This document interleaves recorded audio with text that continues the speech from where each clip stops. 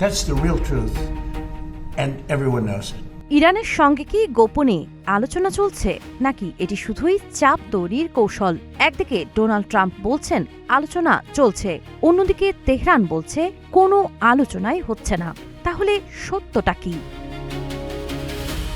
White হাউসে সাংবাদিকদের সঙ্গে আলাপকালে মার্কিন প্রেসিডেন্ট ডোনাল্ড ট্রাম্প দাবি করেছেন সৌদি আরব, সংযুক্ত আরব আমিরাত, কাতার সহ কয়েকটি দেশের অনুরোধে ইরানের সঙ্গে কূটনৈতিক যোগাযোগ অব্যাহত রয়েছে। তার ভাষায় ইরানের সামনে এখন একটি শেষ সুযোগ রয়েছে একটি ভালো চুক্তিতে পৌঁছানোর জন্য। ট্রাম্পের দাবি, ইরানের অনুরোধেই আলোচনা শুরু হয়েছে। এমনকি যুক্তরাষ্ট্র বড় ধরনের সামরিক হামলার প্রস্তুতি নিয়েছিল, কিন্তু শেষ মুহূর্তে কূটনৈতিক উদ্যোগের কারণেই সেই পরিকল্পনা স্থগিত করা হয়।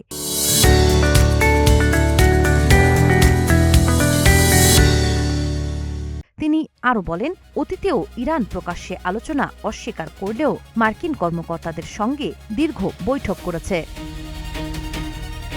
মার্কিন প্রেসিডেন্টের ভাষ্য, আলোচনার অন্যতম গুরুত্বপূর্ণ বিষয় হরমুজ প্রণালী। তার দাবি, এই কৌশলগত নৌপথ খুব শিগগিরই খুলে যেতে পারে। পাশাপাশি তিনি আবারও জোর দিয়ে বলেন, ইরানকে কখনোই পারমাণবিক অস্ত্র অর্জন করতে দেওয়া হবে না।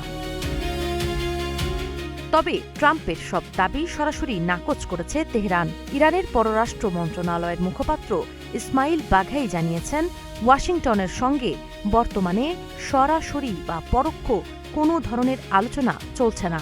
হরমুজ প্রণালী নিয়ে ওমানের সঙ্গে যে সমঝোতা হয়েছে সেটি শুধুই নিরাপদ নৌ চলাচলের কারিগরি ব্যবস্থা, জলপথ পুনরায় খুলে দেওয়ার সিদ্ধান্ত নয়। বিশ্লেষকদের মতে, যুদ্ধের উত্তাপের মধ্যেই ট্রাম্পের এই বক্তব্য নতুন কূটনৈতিক সমীকরণের ইঙ্গিত দিচ্ছে। তবে বাস্তবে দুই দেশের মধ্যে আলোচনার পথ খুলছে নাকি এটি কেবল চাপ সৃষ্টির কৌশল, সেই প্রশ্নের উত্তর এখনও অনিশ্চিত। They'll be voting on it soon, and I hope they get it.